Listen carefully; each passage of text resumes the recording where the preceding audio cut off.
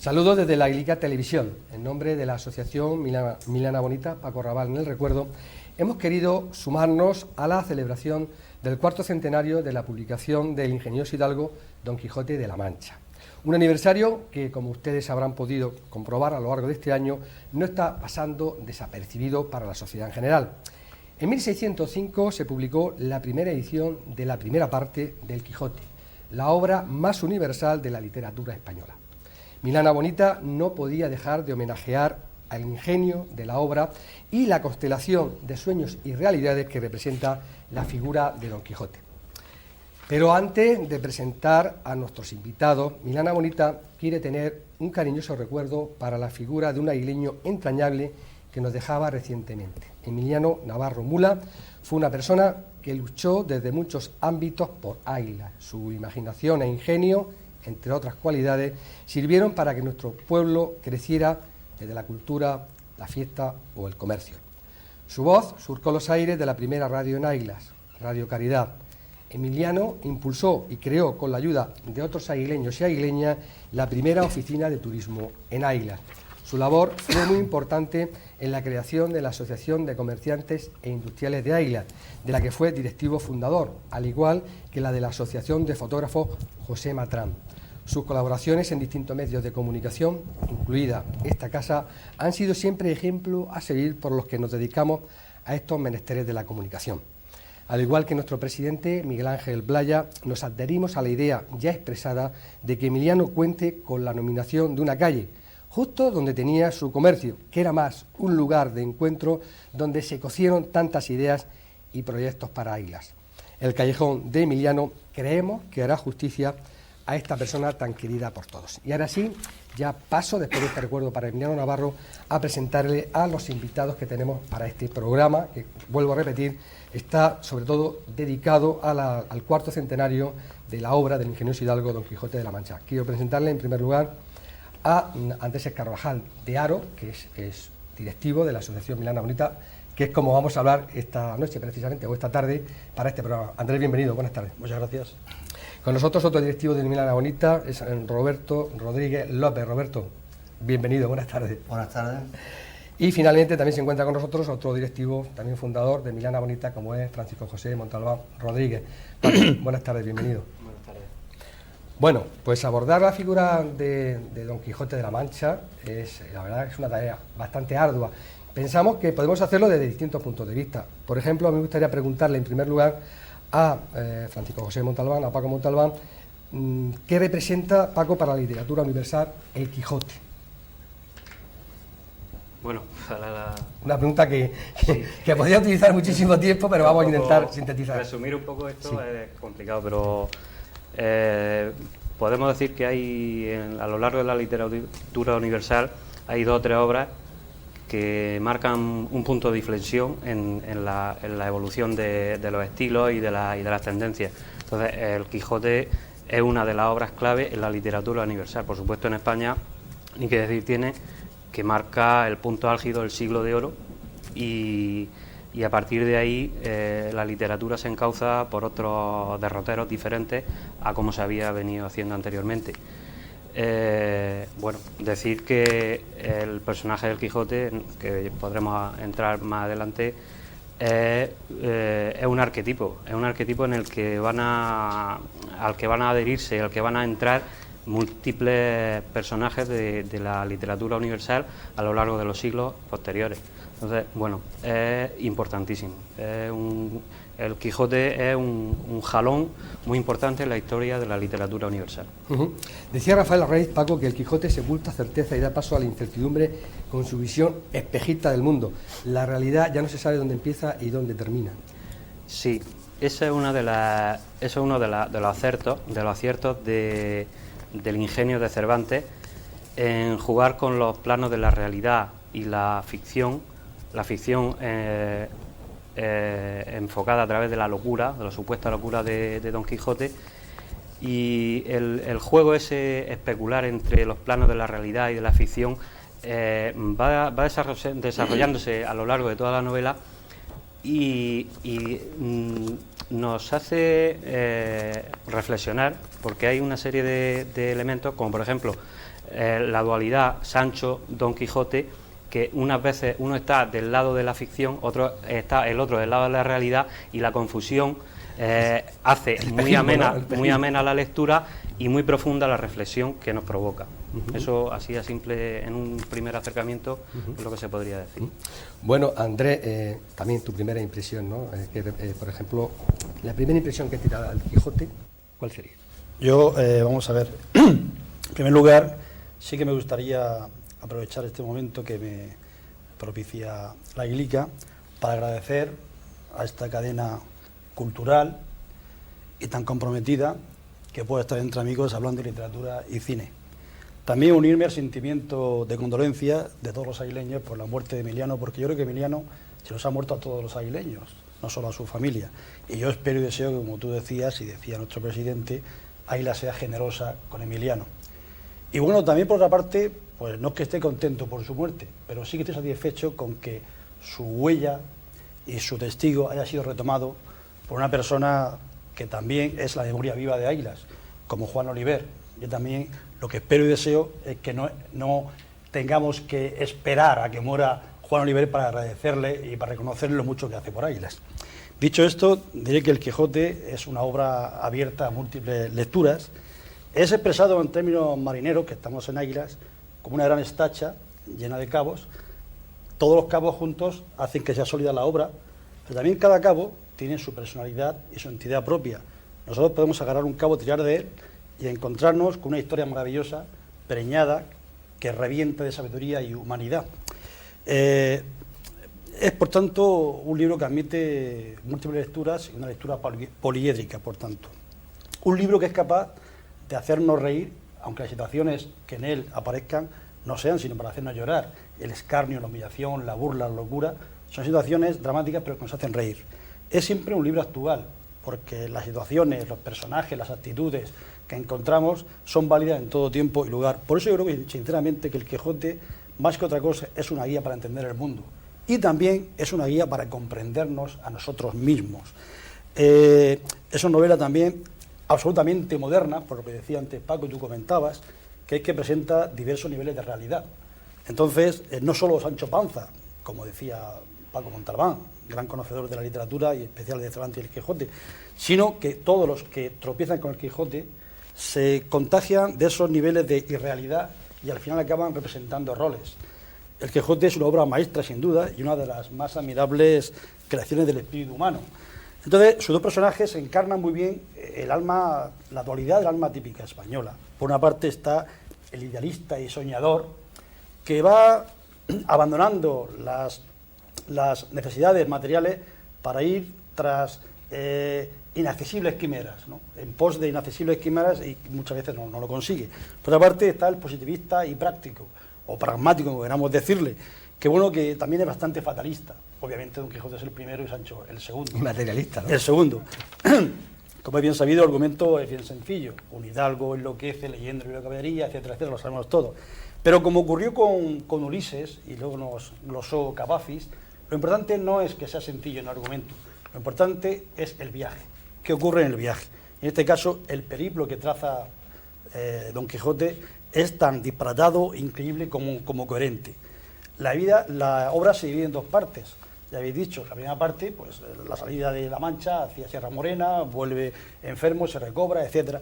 Pero la segunda parte ya aquí supone una novedad tremenda, que lo ha explicado Paco, y es que a partir de aquí Don Quijote y Sancho se encuentran con personajes que ya han leído la primera parte, la novela dentro de la novela. Esto era nuevo hasta entonces.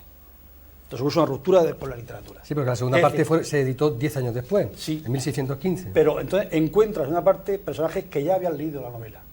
Entonces esto supone también un gran avance en la literatura del momento.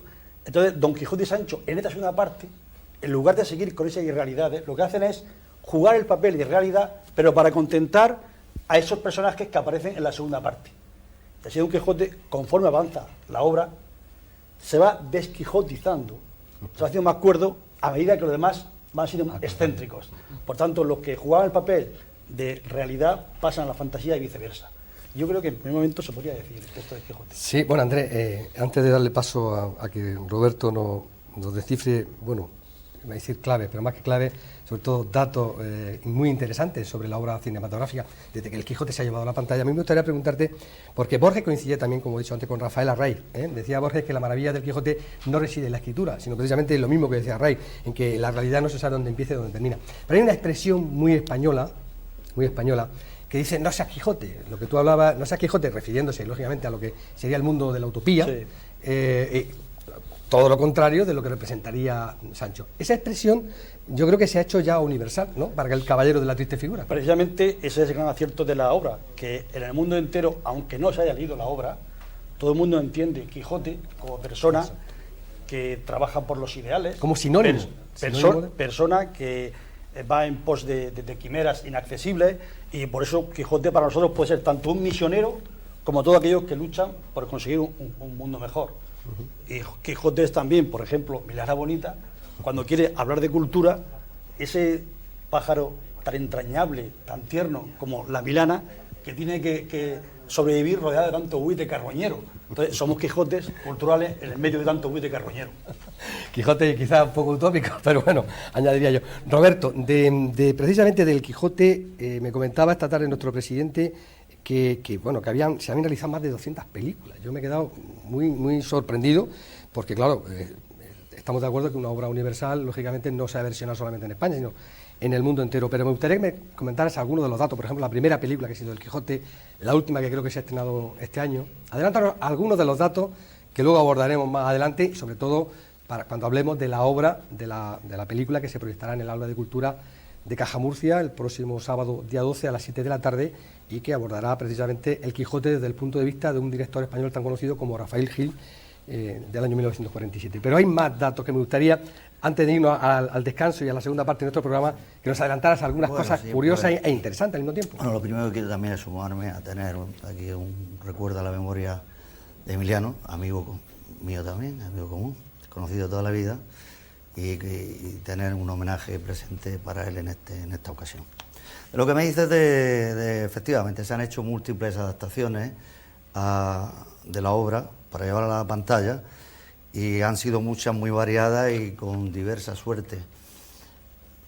Si tenemos en cuenta las muchas dificultades que tiene adaptar una obra como El Quijote al cine, pues podremos estar comentando de esto ahora un rato, y si tenemos tiempo ahora después de este descanso, claro que sí, pues retomaremos el tema y hablaremos de ello. Sí, pero vamos a adelantar algo, Roberto. Por ejemplo, la última obra es de Manuel Gutiérrez Aragón, si no me falla la memoria. La última, sí, es de Manuel Gutiérrez Aragón, en una segunda parte. Don Quijote cabalga de nuevo, o Don Quijote cabalga, o algo así, te lo digo rápidamente. El Caballero Don Quijote. El Caballero Don Quijote, que diga así. Exactamente. Caballero Don Quijote, que la hizo con Juan Luis Galiardo, porque la primera la hizo con Fernando Rey. Exactamente. Y esa ha sido la última. Con Fernando Rey como Don Quijote, sí, efectivamente. y Alfredo Landa como Sancho. En esta segunda parte es Juan Luis Galiardo. Sí, Juan Luis Galiardo. Y Carlos Iglesias, Sancho Panza. Efectivamente. Pero como yo quería hacer en la exposición de esto un tanto detallada y bueno, y cronológicamente. Sí. Pues ahora hablaremos de todo. Ahora creo que si después entramos en esto tendremos tiempo de hablar algo más. Exacto. Bueno, pero recordamos simplemente, para que tengan una idea, la primera obra fue de Orson Welles, ¿no? La primera no fue de Orson Welles. Hay anterior que ahora ya comentaremos de Bueno, pues lo dejamos con esa incógnita, nos vamos a la publicidad y seguiremos hablando de este cuarto centenario del Quijote, donde Milana Bonita se ha querido sumar a este homenaje tan súper merecido. Así que volvemos enseguida, no se vayan, que estamos aquí en la Glica Televisión. Hasta ahora.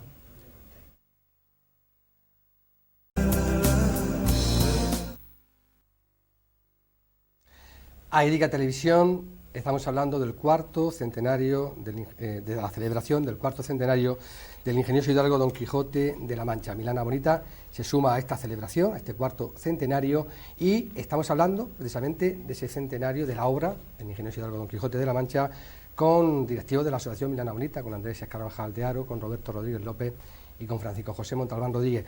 Y precisamente a Paco le queríamos preguntar ahora sobre la influencia, Paco, que ha podido tener esta obra. Estamos diciendo que es universal, que ha tenido influencia en todo el mundo. ¿Qué influencias ha tenido la obra del Quijote? Bueno, la influencia, como hemos dicho antes, ha sido pues inmensa en toda la historia de la literatura, en todos los países y en todas las ramas literarias, porque ha habido versiones del Quijote en teatro, en ópera, en música, en escultura, en pintura, en todas las ramas del arte siempre han evocado la figura de Don Quijote. Miguel de Cervantes escribió su obra más universal durante años y su concepción no fue fruto de una inspiración repentina y puntual. La creación de un personaje, Don Quijote, resume en sí misma todo un compendio de actitudes, sensaciones y problemas que sería muy largo analizar aquí en detalle. A grandes rasgos, Cervantes está trasladando a su novela su propio mundo, el mundo de finales del siglo XVI, con su injusticia, su miseria y las tribulaciones de una monarquía desorientada. El fulgor de una victoria naval, Lepanto, parecía augurar un futuro dichoso, pero se fumó entre las rejas de las distintas cárceles por las que pasó Cervantes, acusado de quedarse con dinero de las recaudaciones del Estado. La gloria militar, blasonada con un brazo inútil, no fue pasaporte para el bienestar perseguido, sino antesala de un penoso rosario de sinsabores. Fue capturado por la piratería berberisca y hecho esclavo en Argel.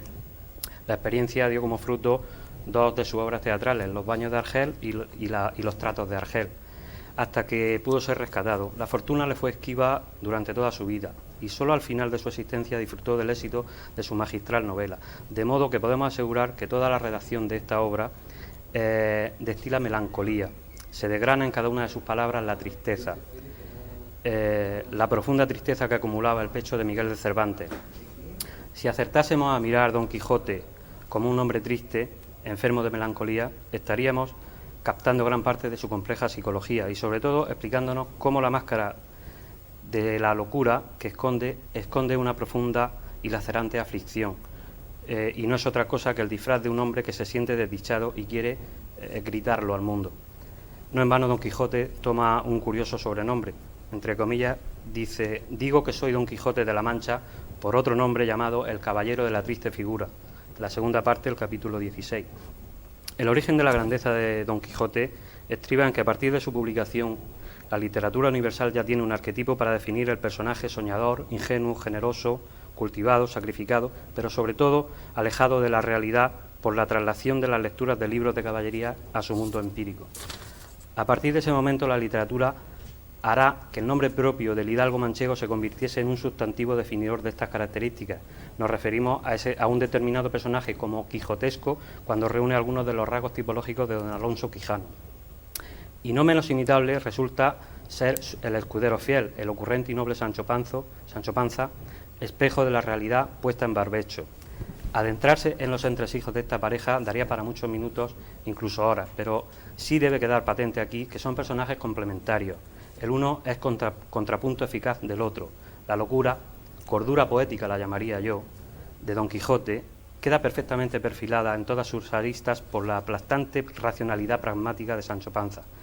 Pero la habilidad narrativa de Cervantes nos muestra en un determinado episodio que la realidad y la ficción, la locura y la cordura son esencialmente relativas. Todo depende de la perspectiva. Cuando en Casa de los Duques, la segunda parte del Quijote, Sancho se deja embelesar por el relumbrón de la riqueza, las ínsulas y una corte aduladora, cree que está viviendo un episodio real. Entretanto, el caballero manchego intenta desengañar a su fiel escudero y porfía en convencerle de que todo cuanto le sucede es producto de las chanzas de los cortesanos, y intenta hacerle ver la realidad que ahora se le oculta al buen Sancho. El dominio narrativo de Cervantes en este ejemplo es asombroso, es admirable.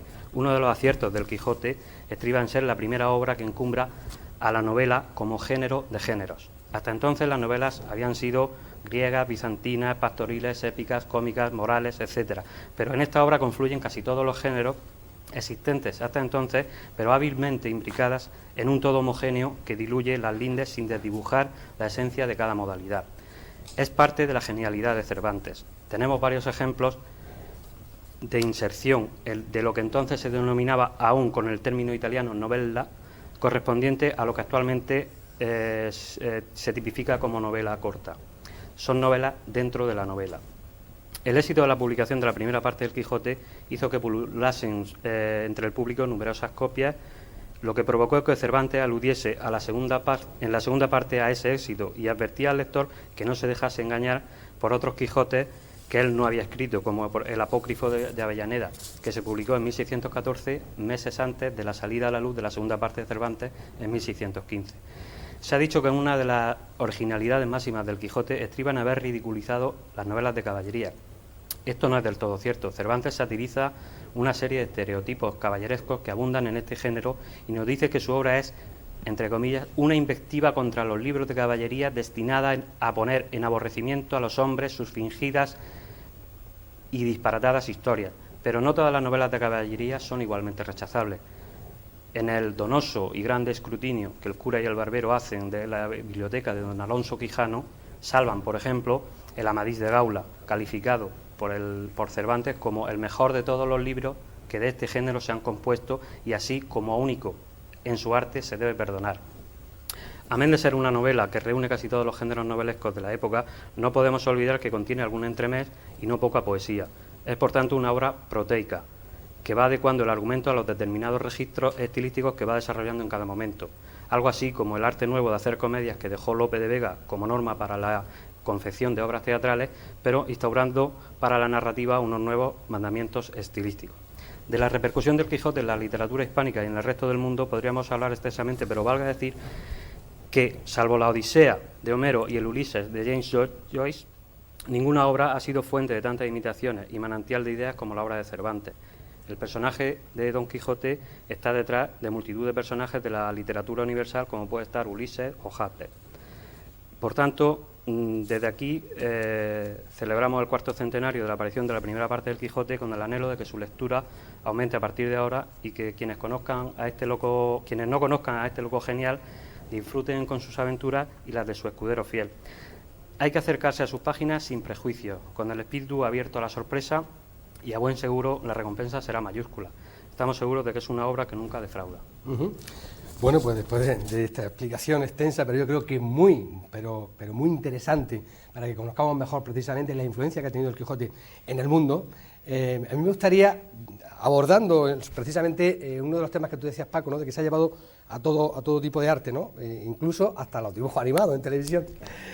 Andrea, a mí me gustaría preguntarte, bueno, antes de hacerte la pregunta, me gustaría decir una cosa que precisamente tú nos comentabas no hace mucho tiempo, este verano, en vacaciones, que hablábamos precisamente de este acto, ¿no?, del cuarto centenario del Quijote, y hablábamos, hay que ver que todo el mundo, la frase de en un lugar de la Mancha de cuyo nombre no quiero acordarme, sí, coño, te lo sabe todo el mundo, pero todo el mundo puede decir, yo me he leído el Quijote, sí, porque empieza así, pero ¿cómo termina el Quijote, Andrés? Eso lo sabe seguramente el que se lo ha leído, bien leído. ¿Cómo termina el Quijote, antes de hacerte la pregunta? Precisamente, yo creo que muchas personas que ahora están ahí viéndonos han ido corriendo a abrir el libro a ver cómo acaba. Seguro. Pues termina con una expresión muy española y una expresión muy actual, ¿no? Muy joven, muy juvenil, que es vale. Ahora viene como de acuerdo, vale. Y yo lo he hecho muchas veces en clase, este ejercicio, he dicho, ¿cómo empieza el Quijote? Todo el mundo, absolutamente todo el mundo sabía lugar de la Mancha y tal, pero ¿cómo acaba? Y ya uno decía, muere el Quijote y tal, pero ¿cómo acaba el libro? Si esto es el libro quizás más comprado y a veces menos leído, ¿no? Sí. Bueno, pues vale. Ahora la pregunta es, Andrés, de las múltiples temáticas que aborda la obra de Cervantes, ¿cuáles serían los grandes temas, los que tú destacarías? Vamos a ver, efectivamente son tantos los temas que destacar, pero vamos, difícil. De manera personal y totalmente subjetiva, yo primero destacaría la incertidumbre, que es una de las situaciones y problemas que más angustia crea al ser humano, no saber qué va a acontecer. En un lugar de la Mancha, de cuyo nombre no quería acordarme, ya en el comienzo establece Cervantes el principio que regula toda la obra, la incertidumbre. Incertidumbre autoral. ¿Quién es ese tal Cide Hamete Benengeli, que habla como autor y tal, que trajo de cabeza a todos los literatos y analistas literatos? Después, incertidumbre nominal, incertidumbre genérica a toda la obra, y el ojo crítico de la imaginación, que va siempre dándole una segunda capa de realidad a lo que pensamos que es la realidad. Eso sería, por tanto, el primer tema que yo destacaría, la incertidumbre. El segundo sería un bloque entre realidad, fantasía, locura, cordura. Yo no creo, y en esto estoy de acuerdo con Paco Montalbán, no creo que Don Quijote estuviese tan loco como se dice y como pueda aparecer en la obra, sino que tiene pasajes en los que está muy cuerdo y muy lúcido. Yo destacaría en el capítulo 15, cuando lucha contra los mercaderes y él y Sancho están en el suelo llenos de golpes, dice a Sancho: vinieron los sarracenos y nos molieron a palos. Que Dios premia a los malos cuando son más que los buenos. Tremenda enseñanza, ¿eh? En aquellos tiempos, con la Inquisición, decir, señores, Dios no está del lado de los pobres, de los menesterosos, necesitados. Dios está al lado del que gana. Dios está al lado del poderoso. Eso en aquel tiempo tuvo que ser tremendo. Bien. ¿No había censura? Perdón, antes no había censura entonces. Lo que pasa que la censura... No lo entendieron. No, lo que pasa es que lo decía un loco. Y a un loco se permite todo. Don Quijote necesita a Sancho para pensar, para hablar en voz alta, para comprenderse a sí mismo y para entender el vivo rechazo incluso de su voz en el mundo. En este sentido, sería como el coro de las tragedias griegas. O sea, Sancho es la humanidad entera para Don Quijote. Entonces, es impensable pensar en Don Quijote sin Sancho, como complemento. Sancho, que siempre quiere traer a la realidad a su señor, quiere traerlo a la realidad de los hechos. Y aquí brula el mundo de los dos conceptos en los que nos movemos, que ya Platón en la caverna dejó diseñado. El mundo y luego Saramago después retoma un maravilloso libro. El libro de las ideas y lo de la realidad, ¿no? Entonces, en ese sentido, también es la demostración palpable de que dentro de cada persona coexisten, conviven esos dos mundos, y que podemos sacar el que queramos según convenga a las circunstancias. Por tanto, realidad y fantasía no están separadas. Conviven con nosotros, viven entre nosotros, y según las circunstancias las sacamos pues, de la manera que creamos más conveniente. Al principio, la locura de Don Quijote es cómica, muy cómica, pero a medida que avanza la obra, no nos encontramos cómodos con esa locura. ¿Por qué no nos encontramos cómodos? Porque pensamos que ya no estamos seguros de si estás loco o no. Y por eso tiene esa, que decía antes, incertidumbre también, de decir, pero ¿dónde está la línea, dónde está el umbral entre realidad y fantasía? Y no lo encuentra, no lo encuentra. Ni siquiera entre los personajes, porque Sancho se quijotiza cuando en uno de los capítulos se arrodilla delante de la labradora y hace de Quijote. Y lo Quijote hace de Sancho, pero no ves que una labradora y tal. Y igual pasa con todos los personajes que chocan con el Quijote o que se encuentran con el Quijote. Al final acaban todos quijotizados. Hay un tema también que yo destacaría fundamentalísimo: la libertad y los derechos humanos. Es la gran apuesta que hace Cervantes, libertad entendida en su sentido más amplio y complejo, ¿no? No obstante, como comentaba Paco, estuvo 5 años cautivo en Argel y para él la libertad era el mayor de los valores, era un valor absoluto y fue luchador por la libertad de forma radical. Decía, la libertad, decía el Sancho, es el mayor bien que nos pueden conceder a los hombres los cielos. Con ella no se puede, si no recuerdo más, no se puede comparar los tesoros que encierra el mar y la tierra. Y por la libertad se puede y se debe aventurar la vida, algo así dice en el Quijote. Efectivamente, está coincidiendo en esto con los grandes humanistas. Y no descartamos que Cervantes haya puesto esas palabras siempre en boca de un protagonista loco, porque así le va a asegurar la máxima libertad, el mayor grado de libertad. Eso es salvoconducto, ¿no? Exacto. Salvoconducto. Le garantiza la forma absoluta de libertad, siendo el loco el que dice esas cosas. En la aventura que cuenta de los galeotes, también es significativo, cuando dice, encadenar por el cuello y por los tobillos a una persona, a un reo, es humillante. Llevar a una persona a galeras por robar un cesto de ropa es desproporcionado. Dice también, golpear o torturar para obtener información es crueldad. Cervantes con esto está viendo del lado de los débiles, del lado de la justicia. Por eso, al liberar a los galeotes, lo que hace es restaurar derechos humanos que una justicia, una administración caduca no podía garantizar. Y cuando la Santa Hermandad, la Guardia Civil de entonces, para entendernos, lo va a aprender por asaltados de camino, entonces él, esto sí que lo tengo que leer porque me gusta mucho, él se defiende diciendo, saltear caminos llamáis a dar libertad a los encadenados, soltar a los presos, socorrer a los miserables, alzar a los caídos, remediar a los menesterosos. ¡Ah, gente infame, digna de vuestro bajo y vil entendimiento! Bueno, es tremendo que alguien pueda decir esto en ese siglo, claro. Con la Inquisición, Santa Hermandad, etc. Pero ¿qué ocurre? Que lo está diciendo un loco al que se permite todo. Eso es un gran truco, maravilloso truco de Cervantes. Luego están las enseñanzas. Efectivamente, el capítulo que se comentaba antes, cuando le está aconsejando Don Quijote a Sancho cómo debe gobernar su ínsula, se lo dice. Sé justo, ponderado, no seas egoísta, ambicioso. Hay una serie de enseñanzas para enmarcar.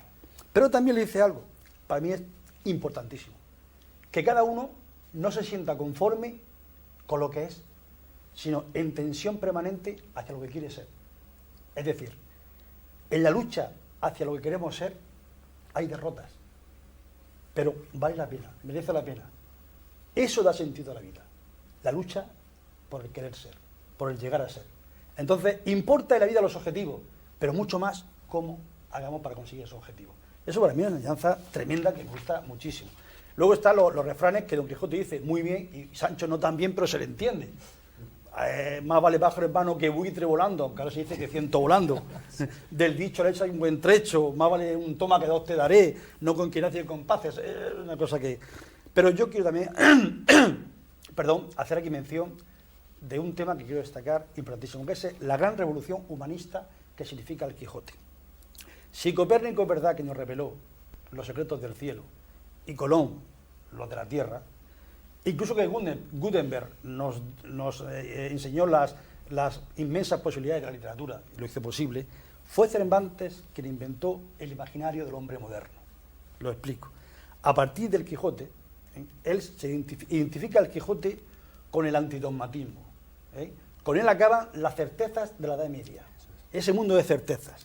Ese mundo de que todo estaba predestinado por Dios o que había la verdad es inmutable. A partir de ahí se dice, señores, el mundo es interpretable y tarea de ustedes, de cada uno de ustedes, de manera individual, es interpretarlo. Tremenda enseñanza. Libertad individual, libertad absoluta, como desafío y obligación, libertad, como los grandes humanistas y como el Renacimiento. Es decir, la libertad es lo más grande que tiene la persona, pero además debe ejercerla individualmente. Interpretar. Cada uno es libre para interpretar todo el mundo y todo lo que acontezca en el mundo. Aunque algunos se empeñan, perdona que te interrumpa, Sí, Andrea, algunos se empeñan, algunos que lo aprendieron muy bien, a combatir precisamente lo que tú estabas diciendo, la libertad individual con los miedos. Pero continúa. Bueno, libertad individual... Con el miedo, no, digo, el miedo combate precisamente a la libertad individual. Sí, pero tampoco quiere decir esto que debamos ser individualistas, sino que tenemos libertad y que nadie debe decirnos a nosotros lo que tenemos que hacer. A partir de ahí, cómo nos relacionemos, cómo consensuemos, cómo conectemos, creemos comunidad, es otra cuestión.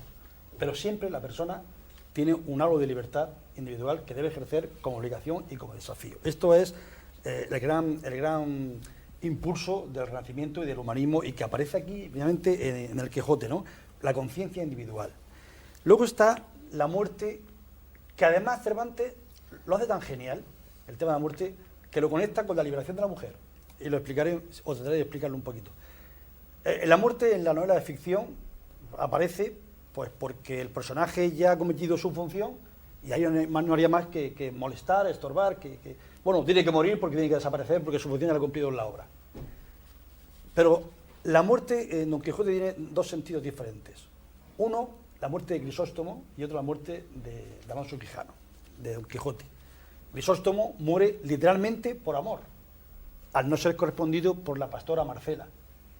Pero es que Marcela hace una encendida y hasta entonces desconocida defensa en favor de la liberación de la mujer. Y dice, entre mis planes yo no tenía el vivir con esa persona toda la vida. Si ha muerto, es culpa de él. Es responsabilidad de él. Yo no soy responsable de su muerte. Soy una mujer libre. Fijaos si en el siglo XXI nos estamos todavía sorprendiendo de que ocurra algo así con la liberación de la mujer o fin de los gays y demás. En el siglo XVI, XVII y XVIII, lo que pudo significar aquellas palabras de Cervantes, esa encendida defensa en favor de la liberación de la mujer. O sea, que utiliza la muerte de Crisóstomo para hacer apología en defensa de la mujer, a través de la pastora Marcela.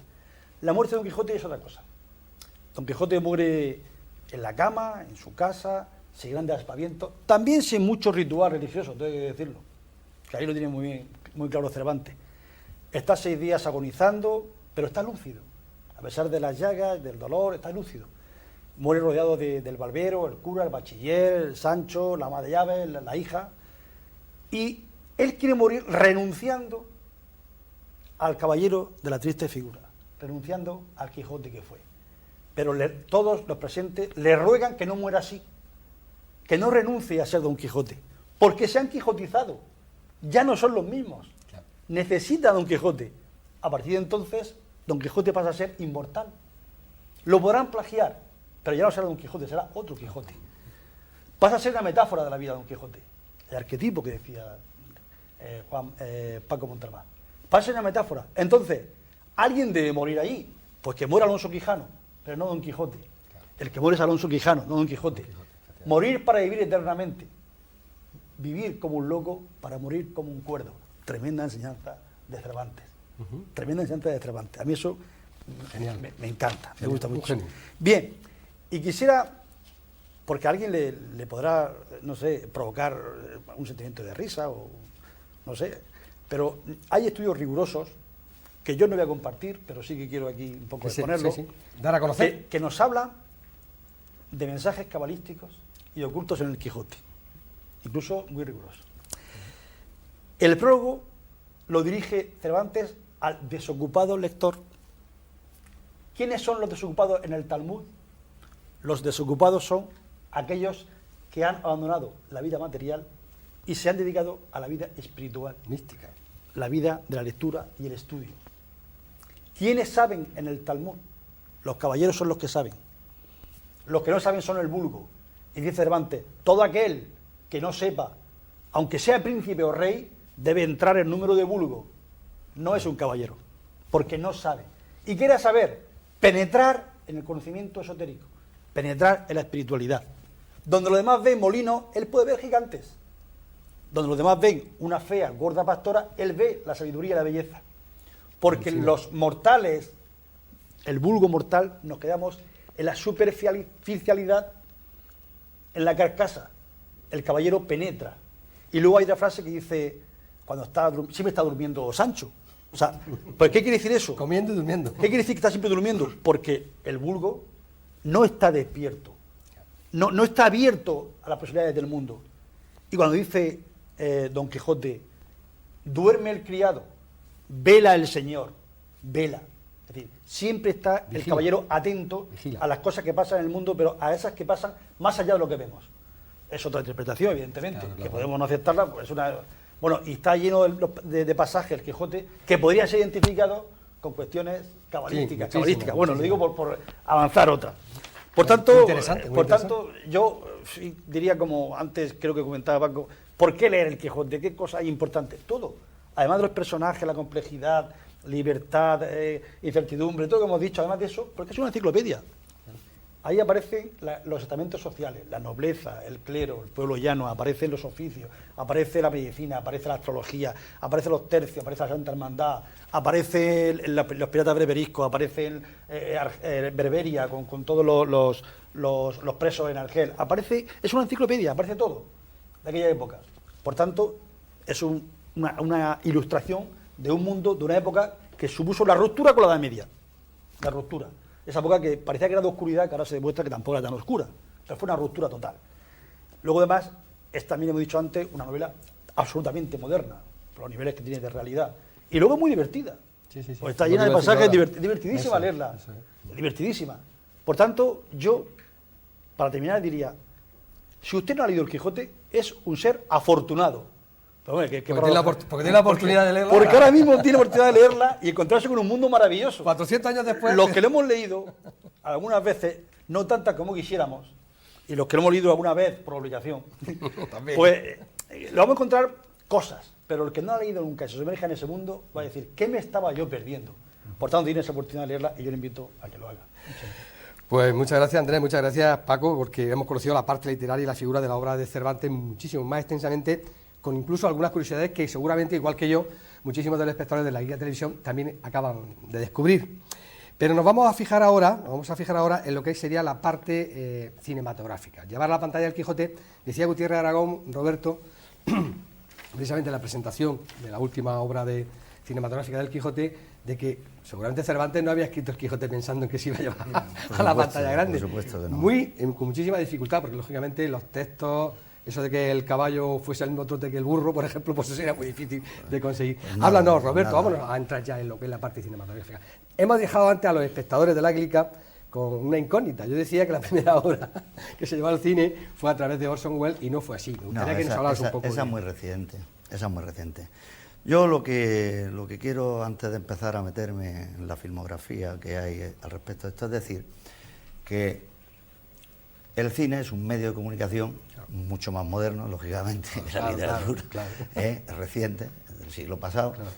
y es un medio diferente de la literatura. Por eso, adaptar cualquier obra literaria al cine requiere, con muchas dificultades, casi nunca se consigue, y a veces, incluso en las que se consigue, es acercando por una aproximación a la idea de la obra, porque cuando se quiere escribir para cine, se hace específicamente en un guión que ya lleva una finalidad cinematográfica.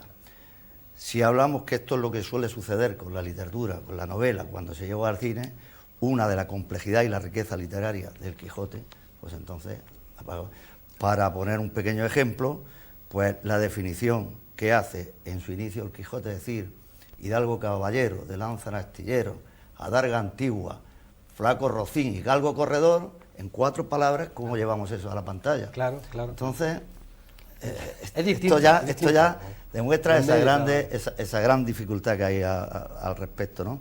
No obstante, ha habido gente que ha recogido la idea, el espíritu de la obra de Cervantes, y a lo largo de las distintas épocas cinematográficas en que se han llevado a la pantalla la obra, pues ha hecho unas adaptaciones más o menos buenas y algunas muy buenas, pero que nunca deben compararse con la obra literaria, Claro. sino recoger su esencia. Exacto. Entonces yo ya aquí... Ahora sí, la eso primera. es, aquí ya me iría. Atento que es la a la primera primera, obra. la que yo tengo, porque claro, han hecho muchas, pero las que notoriamente han quedado en la historia de la cinematografía son las que aquí he cogido unas referencias y a las que me voy a referir.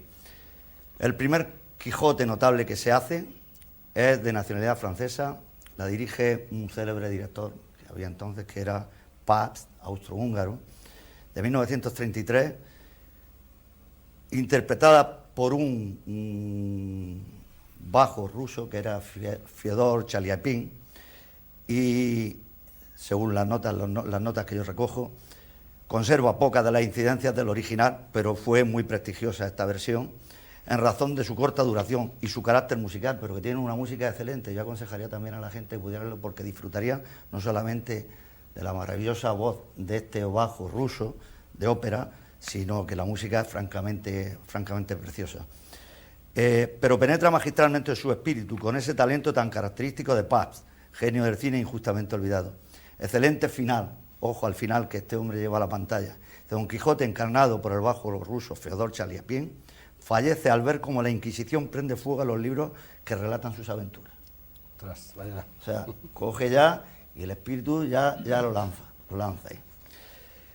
En 1957 los rusos, con un director célebre también Grigori Kontsintsev, hacen una versión que fue también muy notoria.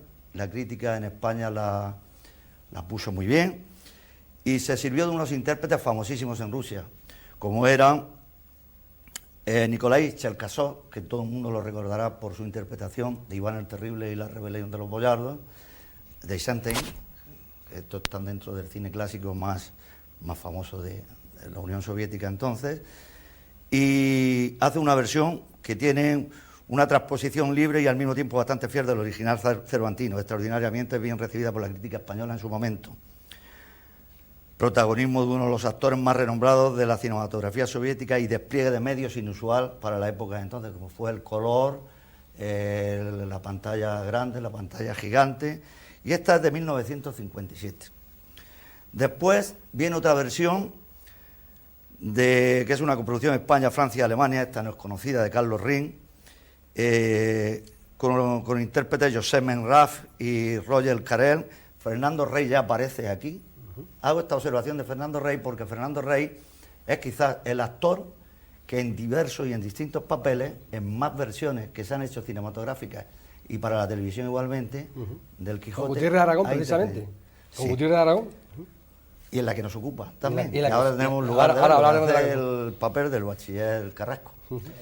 Esta fue otra versión Posteriormente se hizo otra, que se utilizó un personaje fabuloso en el Quijote, como es Fernando Fernán Gómez, pero que fue una coproducción hispano-mexicana, y se eligió para el personaje de Sancho a Cantinflas. Esto no tuvo mucha aceptación porque era transponer al peladito mexicano al tema del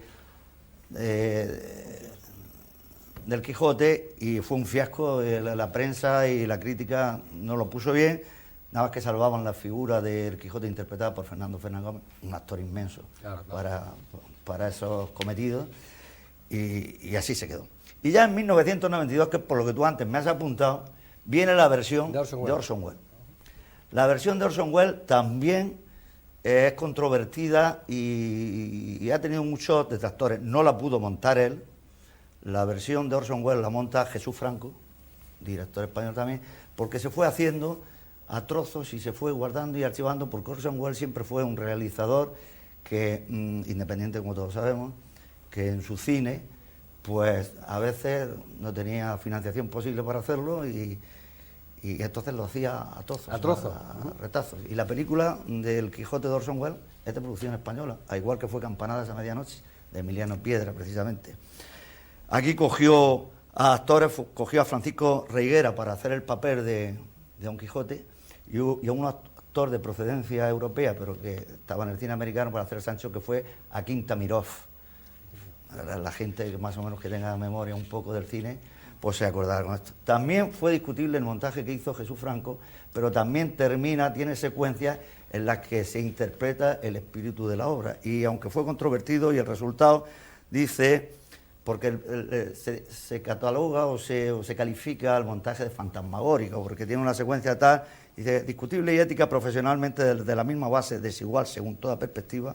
El trabajo con todo deja entrever con nitidez en muchos momentos la gran obra que pudo llegar a ser. En el fondo existe una cierta identificación con el proyecto de Welles y el resultado de Franco. Una parte del material decía que lo que se lleva a la pantalla es que en vez de pelearse Don Quijote con los molinos, a lo que ataca es a la pantalla del cine, como el gigante también, que es el enemigo a batir, según su utilización que hace. Bueno, todo esto es muy... Este es el cine de pantalla grande que más notoriedad alcanzó. Después se hizo una versión también musical en la que hay parte del Quijote y parte del cautiverio que sufre Cervantes en Argel, que se llamó El hombre de la Mancha. Es un musical que se estrenó en Broadway, que se llevó al cine, lo llevó Arthur Hill y lo interpretaron Peter O'Toole y Sofía Loren. Tiene una canción muy, muy conocida por todo el mundo, que es la del hombre de la Mancha, esta de... bueno, no me acuerdo ahora mismo la canción. El tema musical de la película, ¿te refieres? Sí, el tema musical de la película, porque es la canción que canta. El que la estrenó en Broadway fue José Ferrero. Y también la hizo, pero esa tampoco estuvo bien acogida por la crítica, porque se quedaba a mitad de camino entre la cuestión cervantina Quijote y el musical americano. Y de ahí ya se pasa entonces a las producciones de televisión. Los americanos vuelven a incidir también en una reciente producción que es del año 2000, es muy reciente, del director Peter Yates, que se rueda en España precisamente, para la televisión norteamericana, y la hacen con John Lithgow y Bob Hoskins haciendo el papel de Don Quijote. Se podrá recordar a Bob Hoskins por la película aquella de Roger Rabbit, aquella que se... Bueno, pues este es el que hace el papel de Don Quijote. No es una buena película, no es una buena serie de televisión, no hace honor al Quijote y pasó sin pena ni gloria. Entonces ya nos vamos a la de Gutiérrez de Aragón, que inicialmente, ¿no?, se piensan para televisión. En la de Gutiérrez de Aragón, pues nos encontramos que en la primera parte volvemos a tener, pero aquí ya así como protagonista, a Fernando Rey en el papel de Don Quijote y a Alfredo Landa en la serie de televisión. En la serie de televisión. O sea, en el papel de Alfredo Sancho Landa, Panza. Sancho Panza, sí. Tiene una buena aceptación, la película magnífica, están todo muy bien. Yo particularmente tengo que decir que Fernando Rey en el papel del Quijote no lo veo en el Quijote. He visto otras actuaciones como pueden ser, por ejemplo, la de Fiodor Chalapín o la de Cherkasov, que los veo más. Y posteriormente, ya fallecido Fernando Rey, se aborda la filmación de la segunda parte del Quijote para televisión también, Manuel Gutiérrez de Aragón, con El caballero Don Quijote, que esta ya es del 2002. 2002. En el 2002. Entonces, aquí ya se termina, es la que hace Juan Luis Gallardo y Carlos Iglesias. Y Carlos Iglesias. Y entonces, pues esta es la última que se hace. Pero entre todo eso, existe una serie para televisión deliciosa y extraordinaria, que fue la que se hizo para televisión en dibujos animados, de Cruz Delgado, que además estuvo premiada con el premio Goya. Esto se hizo con las voces de Fernando Fernán Gómez en la figura de Don Quijote y de Antonio Ferrandis, ya fallecido también, en Sancho Panza. Se le puso música de Juan Pardo que tenía y unas canciones que cantaba el grupo, aquel Botones, Quijote y Sancho. Y la adaptación, la supervisión fue por Fernando Díaz Plaja, lo que se llevó a la pantalla. Esta serie yo la aconsejaría para iniciación al Quijote, porque es encantadora, en colegios, y además está a la venta en los grandes almacenes. Bueno, de todas maneras, en su momento fue un éxito tremendo. No, sigue siendo, pero ahora mismo está en formato DVD, en los grandes almacenes, y yo como iniciación al colegio inicialmente, y a que los niños vayan viendo la figura del Quijote familiarmente y se puedan adentrar en el mundo del Quijote y de Cervantes, yo aconsejaría encarecidamente el que esta serie se tuviese eco. Se divulgara, por ejemplo, en los centros educativos. Y dicho todo esto, entonces ya me voy a la película. Sí, nos vamos a la Milana va a proyectar el próximo sábado, día 12, 7 de la tarde, Aula de Cultura de Caja Murcia. Una versión la versión es de Rafael 1947, Gil. Producción de 1948 de Rafael Gil, con guión de Antonio Abado, Juez y Rafael Gil. La fotografía de Alfredo Fraile, que es uno también de los clásicos de la fotografía española. Música del Ernesto Haftel, y intervienen una cantidad de actores famosos para la época. El más genial de todos los Quijotes, para el gusto de este servidor de ustedes, es Rafael Ribelles en esta versión del Quijote, y un Sancho Panza sensacional que es Juan Calvo. Están acompañados también por una Sara Montiel jovencísima, que la podrán ver, una chiquilla prácticamente, Fernando Rey. Otra vez vuelve Fernando Rey a estar en una versión del Quijote. Y tenemos una perla ahí, Roberto. Sí. Una perla muy... La estás dejando para el final. La reservo para el final. La estás dejando para el final. La reservo para el final. Y otra serie de actores que tengo por ahí, los apunto porque si no soy incapaz de acordarme. Son muchos. Fernando Rey, Manolo Morán, Sara Montiel, Juan Espantaleón, Félix Fernández, son actores de reparto clásicos de la época, fenomenales. Félix Fernández, Julia Cabalba, Eduardo Fajardo, María Asquerino, José Prada, y colaboran importantísimos actores de entonces, que no eran de reparto, eran principales actores, como Guillermo Marín, Nani Fernández y José María Seoane. Esto era un elenco fabuloso para el año 1947. Si tenemos en cuenta también que en el año 1947 la situación económico-cinematográfica que se da en España, pues era de penuria, se hace una gran superproducción, se hace una película extraordinariamente, y con unos medios fenomenales, con una duración que entonces no era una duración al uso, porque una película solía durar entonces entre 80 90 minutos, y esta dura 2 horas y cuarto. Esto supone un esfuerzo de producción tremendo. Dura un poco menos que lo que el viento se llevó, o sea que... No, el viento se llevó, dura 1 hora larga más. Esta se puede. Yo aconsejo además que nadie piense que las 2 horas y cuarto puedan hacérsele pesadas. No es así. Se devoran con afán, porque no tiene desperdicio la película. Y en su momento no fue muy bien recibida por la crítica. Muy bien recibida. El tiempo la ha revalorizado, la ha puesto en su sitio, todo el mundo ha reconocido, porque se pensaba que no era muy crítica con el espíritu, que no mostraba la crítica del espíritu del Quijote en su momento, pero después se ha dado cuenta del tiempo que no, que la han puesto en su sitio. La película es magnífica, tiene una interpretación que yo aconsejo que nadie se la pierda, de Rafael Ribelles, que es sensacional, es extraordinaria. Y lo que decías tú que nos dejábamos es una de las apariciones fugaces de Paco Rabanne en sus inicios. Como extra, que apenas si se ve. Yo tendría que decir aquí que hay que estar muy pendiente, porque si no se escapa.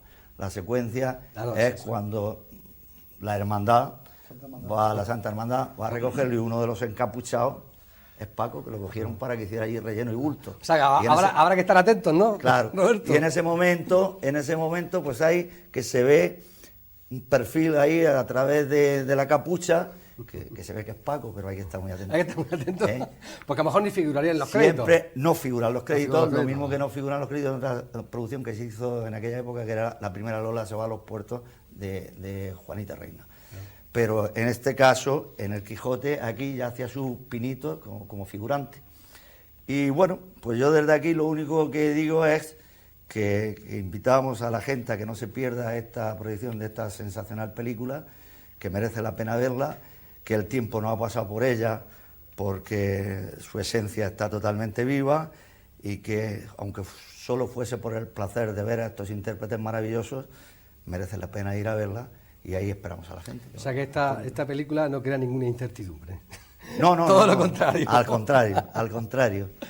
Bueno, pues estamos terminando ya, estamos conociendo con muchísimo más detalle y de distintos puntos de vista, desde el punto de vista literario, de la importancia de los temas de la obra que aborda Cervantes en el Ingenioso Hidalgo Don Quijote de la Mancha, y también, obviamente, desde el punto de vista de un arte como es el cine, en el que muy bien Roberto nos ha ido explicando las distintas versiones, no todas, lógicamente, porque han sido un montón, pero quizás las más notables. Hemos conocido también detalles muy interesantes que seguro que ustedes no conocían, como por ejemplo el tema que ha citado Andrés Carvajal sobre la interpretación cabalística que pudiera tener, y por supuesto hemos conocido también el punto de vista literario y la influencia que ha podido tener la obra de Cervantes, la obra del caballero de la triste figura, a través de Paco Montalbán. Y yo decía que antes de terminar así me gustaría darle paso, por si alguna de las cosas, claro, es imposible abordarlas todas.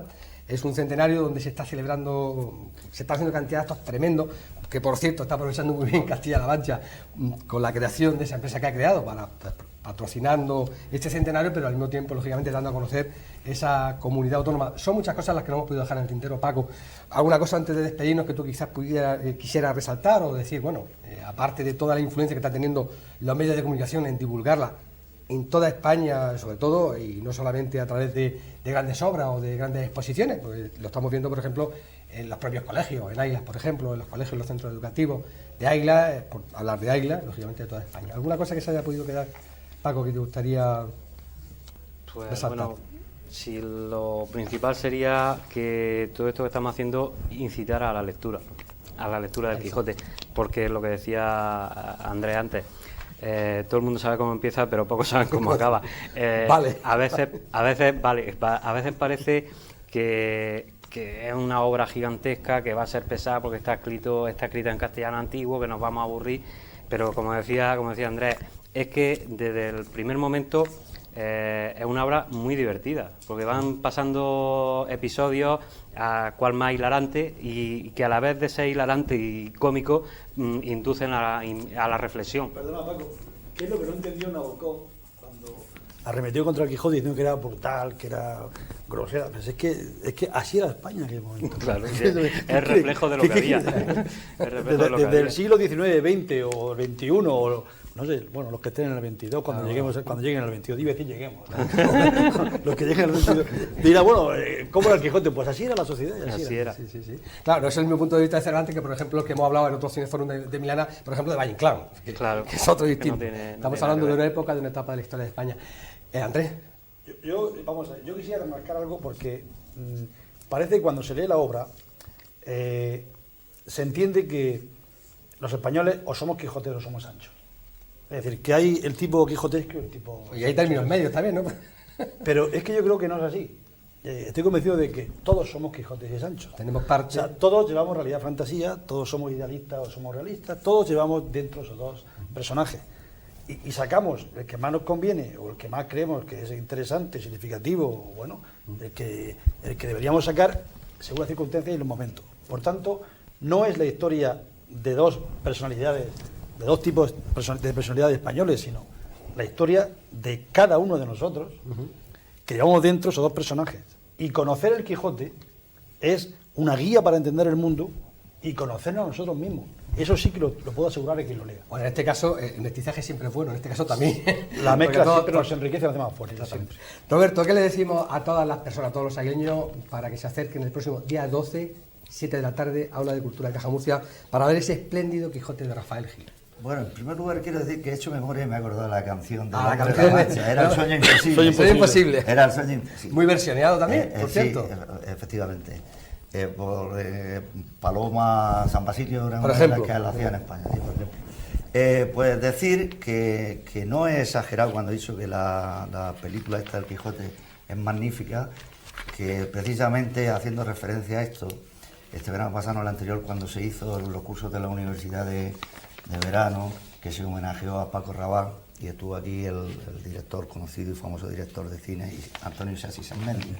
Una noche hablando con él, pues coincidíamos todos los que estábamos ahí en que sin duda alguna la mejor versión que se ha hecho cinematográfica, siempre o nunca, como queramos llamar, del Quijote fue la de Rafael Gil de 1947, y que es la mejor de todas, sin lugar a dudas, que no exageramos, que invitamos, esperamos a que el público vaya a la proyección de la película, y incluso si hay al lugar y se tienen ganas y tiempo, pues también hacer algunos comentarios al respecto si hubiera lugar a ello. También. Sería muy enriquecedor y muy satisfactorio, y vernos ahí, nada más que esto. Y bueno, y citarnos ahí, repito, sábado 12 de noviembre, 7 de la tarde, Aula de Cultura de Caja Murcia. Bueno, pues desde Milana Bonita queremos darle las gracias por estar viendo, por estar escuchando, y por supuesto, lo que he dicho, si Andrés quería aportar alguna cosa más. No tanto aportar como decir algo que me parece muy significativo, que no lo dice Cervantes, pero lo quiero decir yo, que se puede desprender de la lectura del Quijote. Porque, claro, los políticos pasarán, la política pasará, la cultura quedará. Todo pasa y todo queda. Y lo que nos dice Cervantes es que cuando ya, por las razones que fueren, ya no queda la ética, desaparece la ética, por lo menos que quede la estética. Por eso también el Quijote es un modelo ideal para la vivencia ética y estética de la vida. Que quede la estética. Bueno, pues con esta ironía también de Andrés Carvajal queremos despedirnos diciendo eso, que Milana Bonita ha querido sumarse a esta celebración del cuarto centenario del ingenioso Hidalgo, Don Quijote de la Mancha. Hemos querido aportar desde Milana Bonita nuestro grano de arena, no lo podemos pasar por alto, y ya no nos queda más remedio que despedirnos, no sin antes, lógicamente, darle las gracias a Andrés Carvajal de Haro, a Roberto Rodríguez López y a Francisco José Montalbán Rodríguez por haber aportado, por habernos ayudado a descubrir pues el Quijote desde distintos puntos de vista, desde la parte literaria, desde la parte cinematográfica. A ustedes les citamos en otra próxima ocasión, porque Milana Bonita seguirá haciendo cineforum y seguirá haciendo todo lo posible por mantener viva la figura de nuestro irrepetible, inolvidable y universal Francisco Rabal. Muchas gracias por su atención y nos vemos en otra oportunidad. Hasta luego.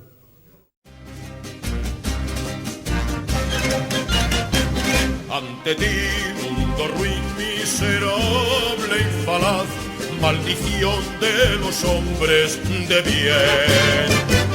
Llega hoy un hidalgo a retarte capaz de morir por su honor o vencer. Yo soy yo, Don Quijote, señor de la Mancha, me llama el destino a luchar.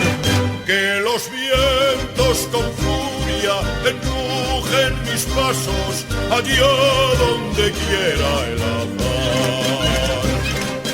Donde me lleve el azar, hacia la gloria final. Soy Sancho, yo soy Sancho, y soy su escudero más leal. Soy su siervo más noble y un amigo sin igual. No dudéis, hechiceros, serpientes del mal, que por fin triunfará la virtud. Que mi espada implacable habrá de librar al mundo de su esclavitud.